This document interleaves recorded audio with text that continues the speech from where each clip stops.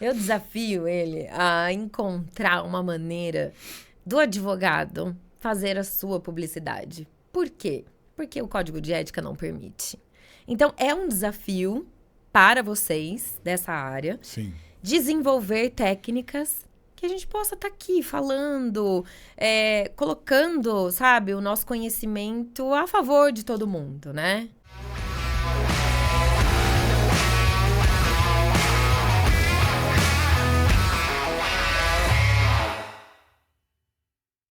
Muito bem-vindo você que nos assiste e acompanha para mais um episódio do Papo na Praça.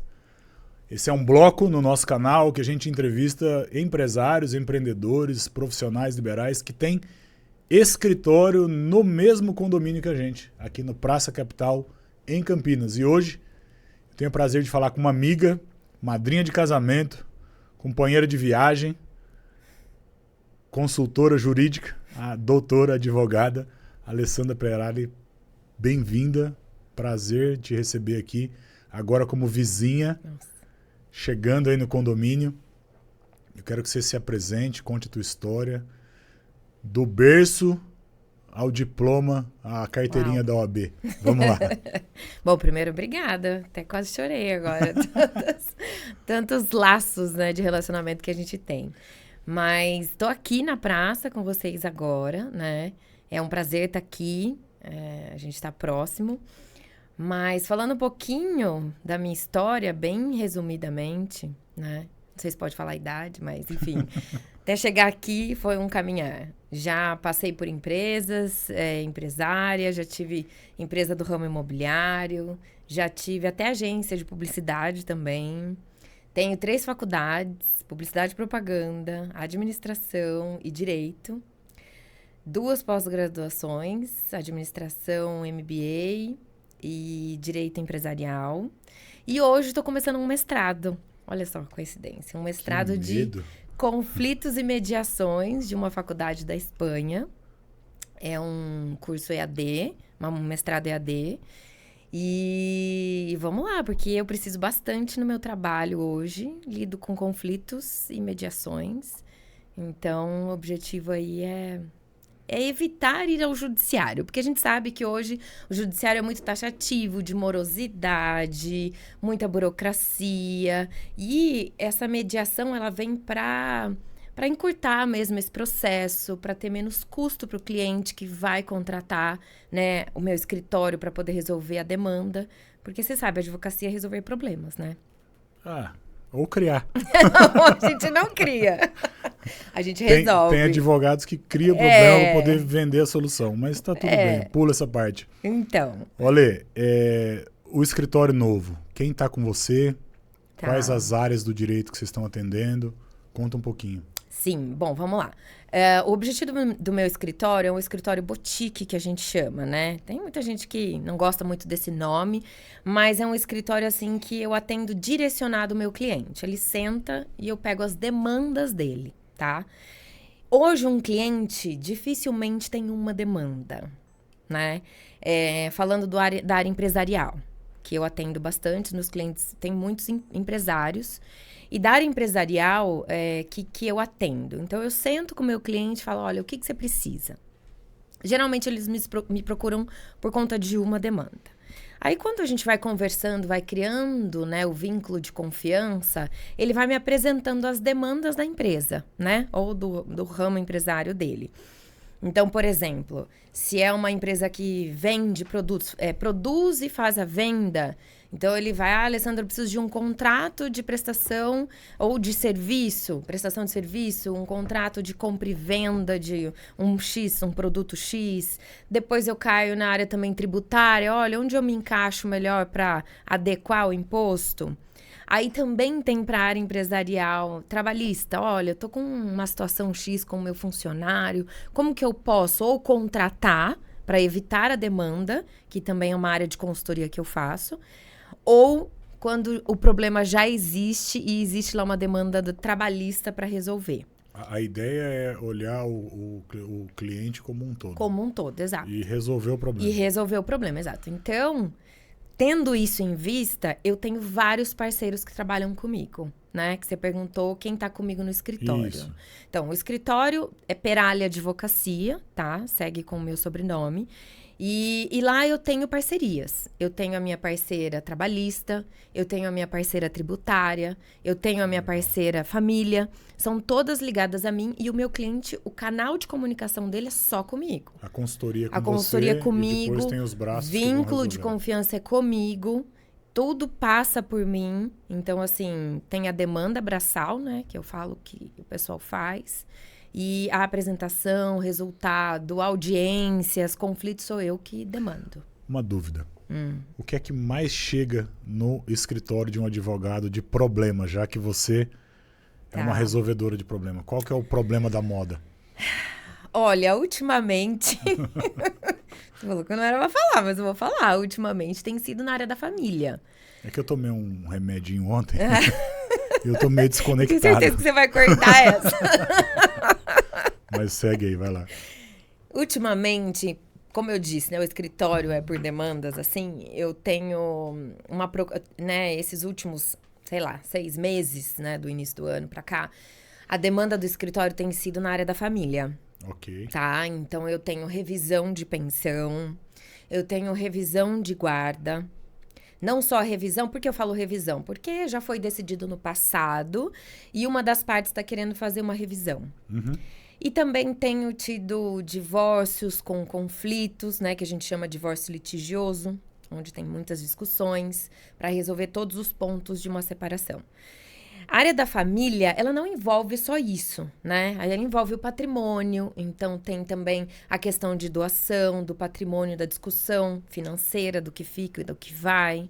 Então, assim, hoje, né, a demanda na área da família tem sido essa, tá? Tenho sido procurada para resolver esses conflitos, que é o que eu falo. Antes de demandar no judiciário, eu sempre chamo no escritório, né? Por isso até que vim para cá, tem uma sala de reunião. Com segurança. Tem segurança. Tem a recepcionista. Então, assim, a sala ali, inclusive, as janelas dão para uma área arborizada. Então, tudo isso também ajuda um pouco a amenizar os ânimos quando o pessoal chega, sabe? Estar aqui na praça te faz pensar que você vai ter clientes aqui da praça ou você veio pensando só nos clientes que você já tinha fora daqui? Claro que eu penso em aumentar a rede de network, né? Vindo para cá. Se a gente tem uma praça de alimentação super movimentada, bacana, com coisas bem gostosas. Então, quero dar uma relaxada também, saio, vou para a praça tomar um café no meio, né, da tarde, por exemplo. E isso ajuda. Bom dia, boa tarde, tô aqui, sou nova. E aí acaba fazendo comunicações mesmo, mais canais de comunicação. Mas o objetivo central não foi esse, né? Esse é um dos. Foi mesmo ter um ambiente super descontraído, tranquilo, arborizado, para poder receber e resolver esses conflitos, que aqui eu vejo isso. Eu não gosto de falar de divórcio, né? Mas, já que esse é o assunto, fala um pouquinho do que evitar, do que procurar, de qual caminho seguir, para não chegar não no vias de fato, né? Porque não é programa de polícia na televisão, mas para não chegar no tribunal. Tá. Bom, a gente tem algumas situações que elas são inevitáveis para o tribunal, tá?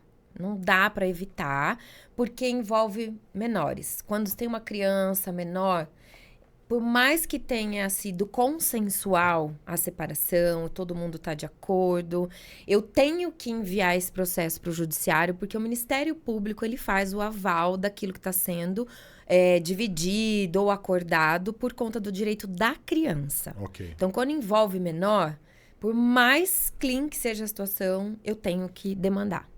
Mas aí é rápido, é um processo mais rápido, a gente só pede para o juiz homologar, aquilo já foi tudo acertado. Tá? E para chegar nesse ponto, o ideal é sempre chegar a contratar um advogado, não com o intuito já logo de cara de entrar com o processo, porque eu sempre falo para meus clientes, olha, não é a hora. Vamos esperar a poeira baixar. Os ânimos estão super à flor da pele. Vamos conversar. E aí, semanalmente, eu faço a reunião. E aí, como é que você tá? Como é que foi? Como é que tem sido o contato? Esperar esses ânimos abaixarem pra gente poder sentar na mesa e colocar. Bom, então tá, todo mundo tá mais calmo, né? Porque sempre vem com tumulto. Vamos lá. Patrimônio, guarda, pensão, papapá. E a gente desenha esse mapa e coloca de uma forma mais tranquila, né? Então, eu faço esse acompanhamento antes, bem antes, ainda que seja litigioso, porque é muito estresse envolvido. E quais casos que não precisa do judiciário? Quando não envolve menor, quando não tem criança menor de idade. Isso não envolve, não há necessidade de ir ao judiciário. São 2 adultos, não tem crianças envolvidas, né? E aqui nós estamos falando até 18 anos, tá? E você consegue ir para um cartório de notas, fazer uma escritura de divórcio extrajudicial. E é rápido, simples, é um termo, uma escritura mesmo, mas é obrigatória a presença de um advogado, tá? Para fazer a finalização e a assinatura no cartório. E aí é rápido, é agendar, mandar os dados, documentos, assinar e mandar para registro. Já matamos a curiosidade da audiência, agora vamos falar de coisa importante. Pessoal, eu sou contra, viu? Divórcio. Nem em último caso, mas vamos lá. Sim. Um caso que marcou a tua carreira, de uma grande vitória, de algo que você conseguiu resolver e que tenha um tchan, assim. Olha, tem um caso específico da área da família que realmente me marcou muito. E assim, já faz alguns anos já, acho que já faz uns 4 anos que isso aconteceu. Logo que eu comecei a me envolver mesmo com o direito da família, né? Que eu trabalhei em cartório também. Eu não contei essa parte, mas eu trabalhei em cartório de notas, né? Então, eu fazia muito inventário, doação e tal. Mas, enfim, uns 4 anos atrás, eu fui acionada por uma parceira, uma advogada parceira, me chamando para ajudá-la numa causa em que o pai estava pedindo uma revisão de guarda, né? Ele mudou para um estado diferente. A mãe residia no estado de São Paulo com as crianças, Campinas. E o pai, eu acho que mudou, se eu não me engano, foi Rondônia, algum lugar, algum estado bem longe. Eu não lembro agora o nome do estado. E ele entrou com uma revisão de pensão. De pensão não, de guarda, desculpa, para as 3 crianças. Eram 3 crianças.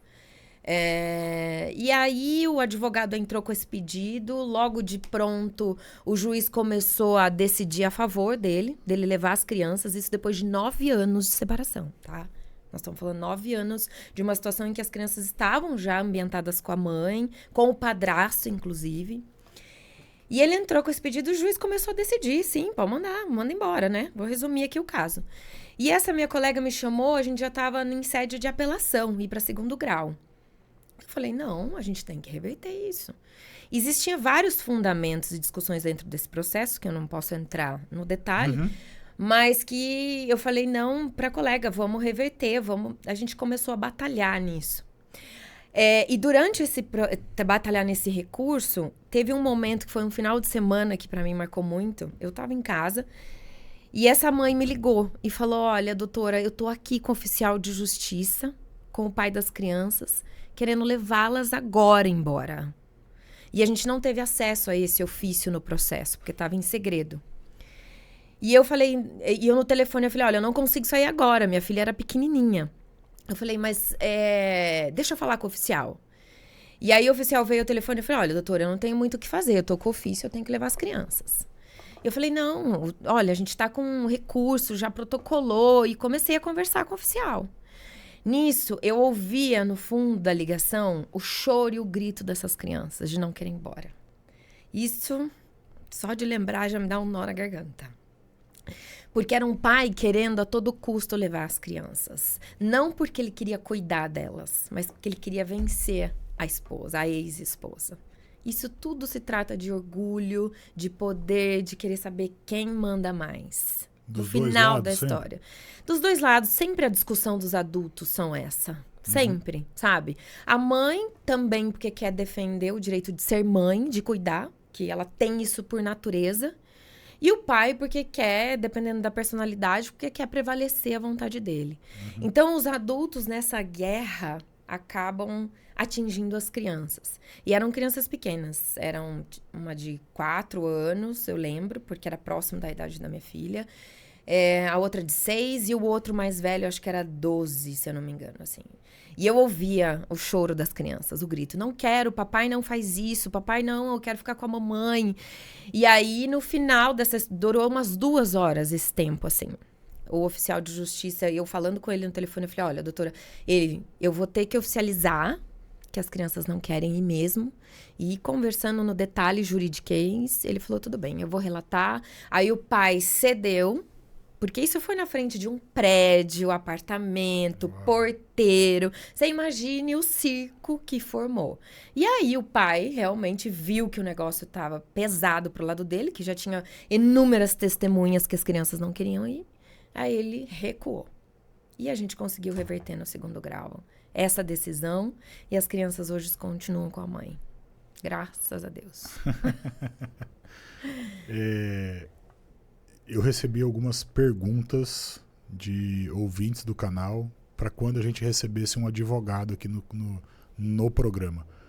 E aí você que está em casa, aqui nesse condomínio tem todo tipo de profissional. Tem empresa de tudo, tem multinacional, tem banco, fintech, né, de dinheiro, tem advogado, médico de coluna, médico de rim. E eles vão vindo. Então vai mandando a pergunta aí que quando aparecer o profissional certo a gente pergunta. Um dos ouvintes tem problema com...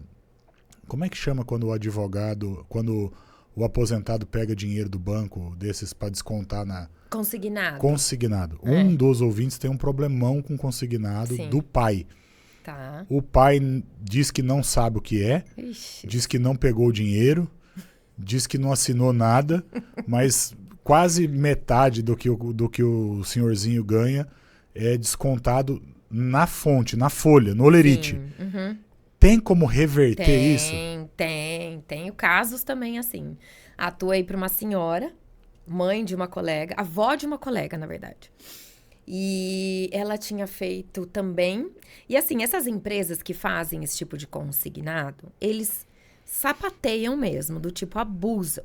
Porque existe a lei do idoso, que defende o idoso. Dentro também dessa lei, existe uma outra lei que define a porcentagem que pode ser retida dentro de uma aposentadoria ou de um crédito, enfim, de um salário. E existem algumas porcentagens e o máximo é 30%, alguma coisa assim avaliado em cima do benefício que ele recebe. Se não enquadra nesses requisitos, que são inúmeros, tá? Eu só vou resumir aqui, mas são inúmeros. Manda lá pro escritório aqui que eu faço essa consulta. Faz uma revisão. Faço uma revisão o que dá pra fazer. E conseguir, através de liminar, suspender esses débitos da aposentadoria e ainda conseguir o crédito, o que ela tinha pago, a empresa devolver para ela. Uau, tá? Devolveu as parcelas. Porque quando ele começou, ou tem o suposto contrato, né? E às vezes até tem uma rúbrica. Aí tem que contratar perito para avaliar a questão da assinatura, se é do aposentado ou não, enfim. Dá pra gente reverter e falar, olha, bom, primeiro tem a lei do idoso que resguarda, inclusive, né, a questão do benefício dele. Tem a questão da porcentagem limite que tem que ser debitada. Então, se tudo isso está fora, porque você agiu de má fé, então agora você é obrigado a devolver, às vezes até em dobro. E tarifa, essas coisas, que banco gosta de cobrar tarifa, de cobrar coisinha, de tudo, isso é discutido ainda? Depende, tudo depende, tá? Aliás, essa é a melhor resposta de advogado. O advogado não sabe o que vai falar, fala depende. Não é que não sabe o que vai falar. É que depende do quadro, depende da pessoa, depende da situação. Às vezes, se é o idoso mesmo, você tem que avaliar se o idoso está em sã consciência para fazer essas contratações, até mesmo de uma conta corrente. Então, tudo isso você tem que avaliar. Então, o depende é realmente olhar no detalhe. A gente não consegue de bate-pronto resolver, entendeu? Tem uma outra aqui, deixa eu abrir aqui a pergunta. Ela diz assim, olha, eu tive o meu carro dado busca e apreensão, vieram buscar ele na minha casa, botaram no guincho e levaram embora. O que fazer agora? O que fazer?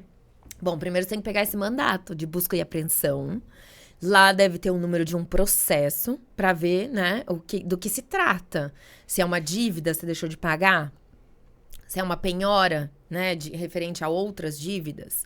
Ou se, de repente, também é algo que você até comprou o carro, não transferiu pro seu nome, e aí o antigo proprietário tá com dívida e mandou vir buscar, né? Foi uma busca de bens e acharam esse imóvel e estão prendendo para uma dívida. E geralmente é dívida, né? Acho que pode dizer que 99% perde é dívida. o carro. Perder? Não, porque daí você vai ter que discutir isso no processo. Ok. Entendeu? Aí você precisa ver, dentro dessas 3 situações, hipóteses que eu te coloquei aqui, ver qual delas você se encaixa e tem que ir no processo. Porque não perde de pronto. Ela vai pro pátio, existe todo um processo de penhora, avaliação e leilão para ver se vai ser leiloado para quitar uma dívida. Isso demora um tempo. Durante esse tempo, você tem o direito de resposta, você tem o direito de defesa. Né? Entendi. Para saber aí se vai perder o carro, se não vai, enfim. Podemos de mais pergunta? Podemos. Tá com tempo aí? Não, tem bastante pergunta. Aqui é de carro também. Comprei um carro, ele apresentou defeito nos primeiros 30 dias, eu voltei na loja para reclamar e eles estão me enrolando. Puxa vida. É o que eu sempre falo para meus clientes quando tem essa questão de prestação de serviço em geral, né? A gente, primeira coisa, tem que entrar com uma notificação extrajudicial, tá? Para que serve essa notificação extrajudicial? Ela tem muito peso, inclusive processualmente falando, né? Que você, antes de entrar com um processo judicial, você deu a oportunidade para a parte contrária apresentar os seus argumentos, a sua defesa. Você deu prazo para ela se manifestar, né? São pontuais na notificação. Que quando chega na mão do juiz, é a primeira coisa que ele vai ver. Você deu a oportunidade, né? Ele teve tempo, teve prazo. E aí ele já vai verificando, inclusive, a questão de má-fé, né? Que existem artigos que você paga multas pela má-fé. Uau. Consumidor, inclusive, tem N situações que a gente pode enquadrar. Nesse caso, tem a lei do consumidor, que também você pode praticar vários artigos. Então, o fornecedor hoje de produto ou de serviço tem que ter muita cautela. Ele tem que ter prazo para responder. Então, nesse caso, manda uma notificação extrajudicial com esses pontos principais, né? Olha, o meu problema é esse, eu entreguei aí, eu quero uma resolução e o prazo para isso é tanto de tempo. De acordo com o Código do Consumidor. De acordo com o Código do Consumidor, né? Você pode até citar alguns artigos do Código do Consumidor, mas assim, se você não quer levar isso para um advogado fazer, você tem condições de você mesmo fazer essa prévia.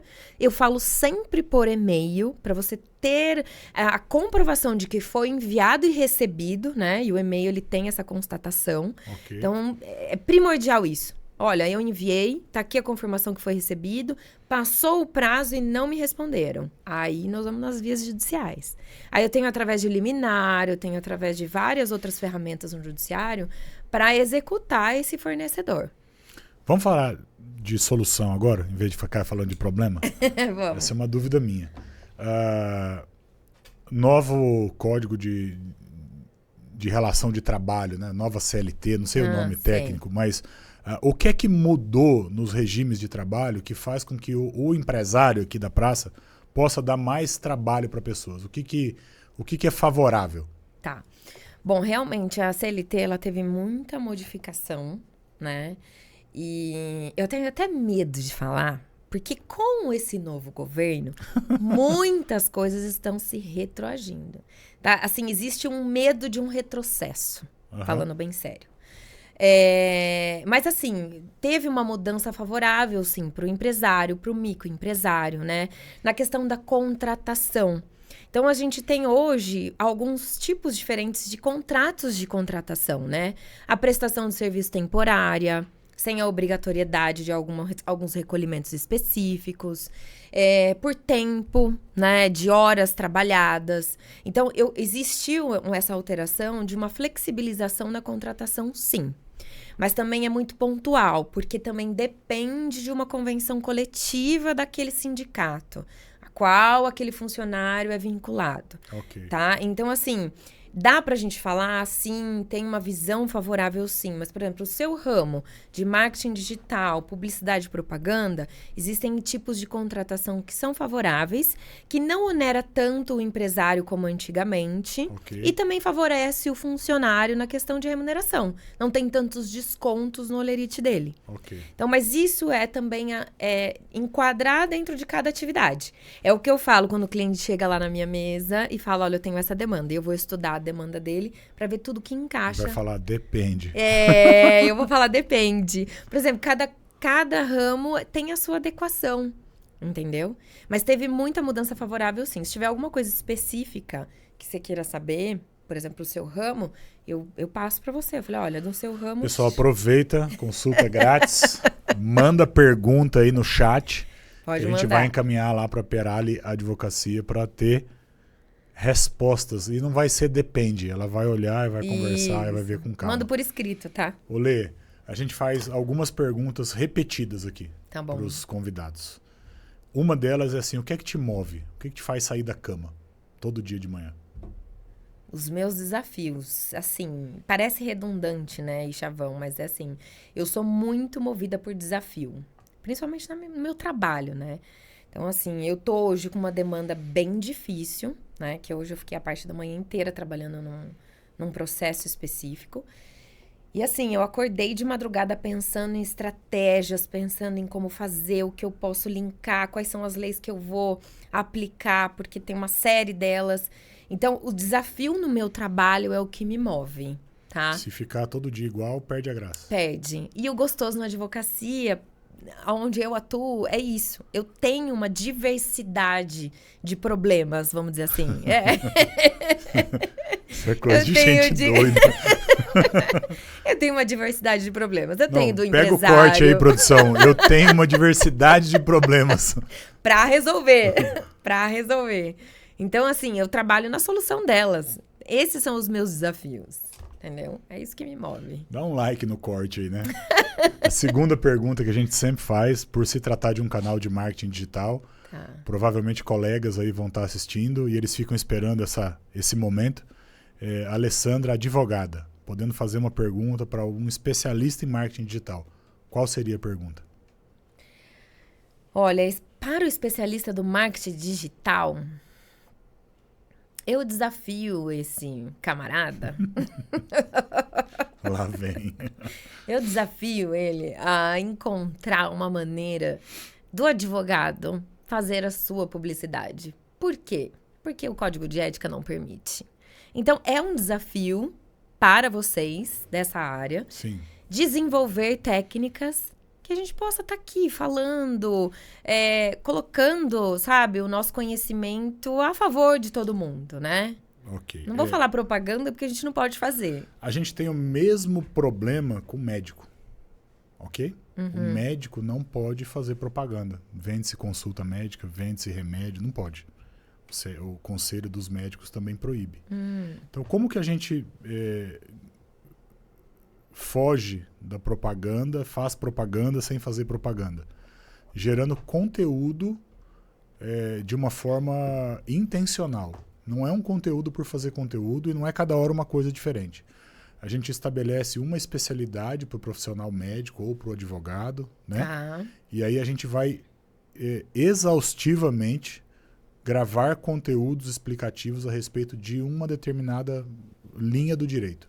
Então, imaginando que você vai falar sobre direito previdenciário ou direito do aposentado, do idoso, da terceira idade, do Código de Defesa da terceira idade, você vai esgotando os assuntos. E aí tem um formato que é o formato que a gente aplica aqui e ele funciona, tá?